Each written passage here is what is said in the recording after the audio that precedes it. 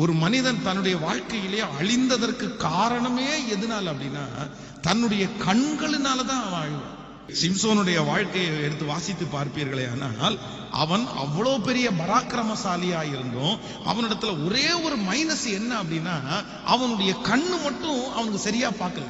பின்பு சிம்சோன் காசாவுக்கு போய் அங்கே ஒரு வேசியை கண்டு அவளிடத்திற்கு போனான்.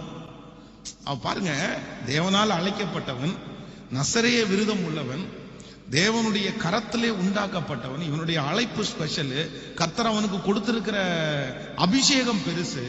ஆனா ஃபர்ஸ்ட் வேதம் சொல்லுகிறது அவனுடைய கண்களால் ஒரு வேசியை அவன் பார்க்கிறான். அவன் எதுல மிஸ்டேக் ஆகுறான், எதுல தவறான் அப்படின்னு சொன்னா அவனுடைய கண்கள் தவறான ஒரு லேடிய பார்க்குது.